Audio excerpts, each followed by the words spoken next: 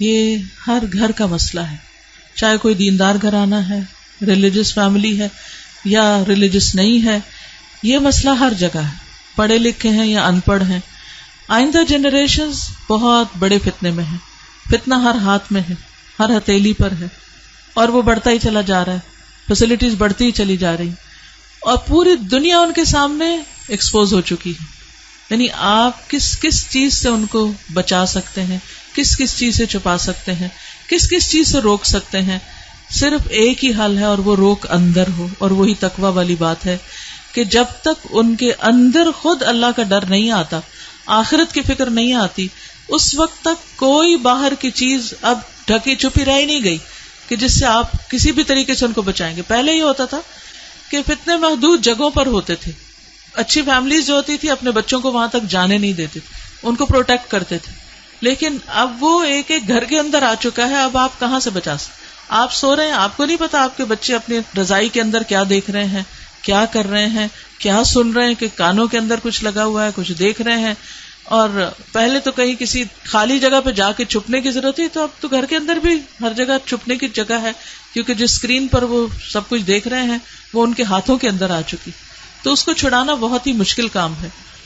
اس کے لیے جو پرسنل میرا ایکسپیرینس ہے وہ دو چیزیں، ایک تو یہ کہ ہم اسکولوں سے تو جو اسکول ہیں انہی میں ہی جائیں گے، اور جو باہر معاشرہ ہے اور جو کچھ ہو رہا ہے وہ سب وہ کریں گے، اس سے کاٹ تو نہیں سکتے۔ میں نے سب سے زیادہ جو دعائیں مانگی ہیں، رو رو کے مانگی ہیں، سجدوں میں پڑھ پڑھ کے مانگی ہیں، وہ اسی کے لیے مانگی ہے کہ اللہ میرے بچوں کو ایمان دے۔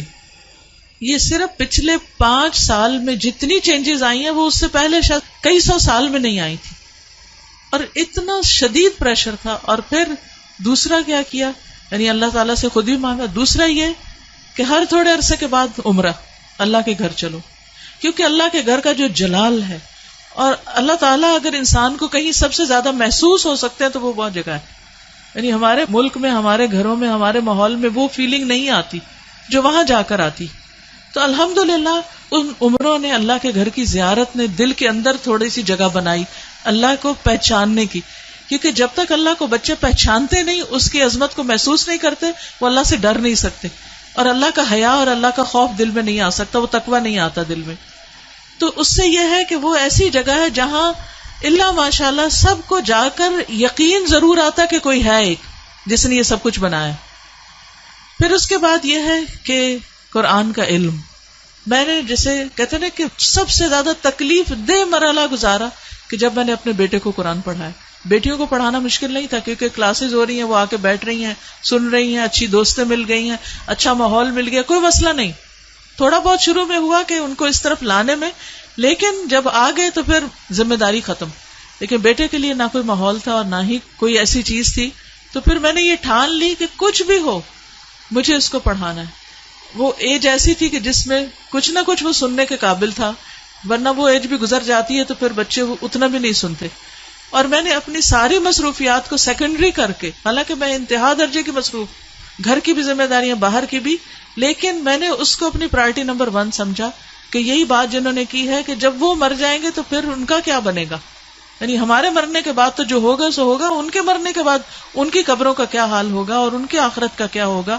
تو اللہ سبحانہ وتعالیٰ نے قرآن مجید میں فرمایا قوا انفسکم واہلیکم نارا، اپنے آپ کو اور اپنے گھر والوں کو آگ سے بچاؤ۔ ایمان والوں کو خطاب ہے کہ اے ایمان والوں اپنے بچوں کو آگ سے بچاؤ۔ تو اگر ساری دنیا کو بچانے کی فکر کر رہے ہیں تو اپنے بچے کو کیسے نہیں بچائیں گے؟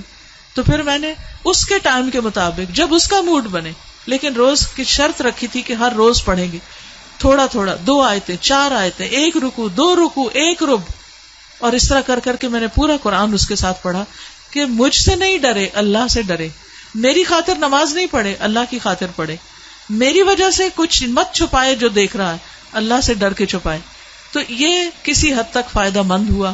یہی ماؤں سے کہوں گی کہ ساری مصروفیات اپنی جگہ ہیں، لیکن بچے آپ کی پرائرٹی نمبر 1 ہونے چاہیے۔ ان کے لیے کھپ جائیں دعائیں مانگ مانگ کے بھی، اور اس کے ساتھ ساتھ ایک دفعہ کم از کم قرآن سے ضرور گزر جائیں، کیونکہ جب وہ قرآن سے گزر جائیں گے پھر ایٹ لیسٹ آپ کی رسپانسبلٹی نہیں رہے گی۔ اللہ ان کی سب خیر کرے، لیکن اگر خدا نہ خواستہ ان کے اندر کوئی بگاڑ آتا تو آپ کی پکڑ نہیں ہوگی، لیکن اگر آپ نے کوشش نہیں کی، محنت نہیں کی، تو آپ کی بھی ساتھ پکڑ ہے۔ صرف آپ کی نمازیں پھر کام نہیں آئیں گی. تو اس لیے ہم میں سے ہر ماں کو سنجیدہ ہونے کی ضرورت ہے. چاہے رونا پڑے، منتیں کرنی پڑے، بھوک کاٹنی پڑے، کچھ کرنا پڑے، لیکن پکڑ کے بیٹھے، خود بیٹھے. یہ مولویوں پہ نہ چھوڑیں کہ کوئی اور آ کے لیکچر دے گا تو وہ سن لیں گے، اس کو بتا دیں گے، ابا کو بتا دیا، چچا کو بتا دیا، اس کو ماموں کو بتا دیا. ٹھیک ہے وہ بھی کچھ ہیلپ کرتے ہیں، لیکن سب سے زیادہ آپ کو خود کرنا ہوگا، اور اس کے لیے آپ کو خود پڑھنا ہوگا، اس کے لیے آپ کو خود سیکھنا ہوگا. خود سیکھنا شروع کریں اور اپنے بچے کے ساتھ بیٹھ کر خود. پھر یہ کہ بعض اوقات بچے ہم سے سننا نہیں چاہتے، آپ ان سے کہیں آپ ہمیں پڑھ کے سنائیں. بس اس بات کا اگر یقین ہے ان کو کہ یہ قرآن اللہ کی کتاب ہے، تو پھر ان کے اندر یہ ڈالنے کی ضرورت ہے کہ اللہ تعالیٰ نے کیا فرمایا ہے. وہ آپ کو بھی پتا ہونا چاہیے اور وہ ان کو بھی پتا ہونا چاہیے. اللہ تعالیٰ ہماری مدد فرمائے.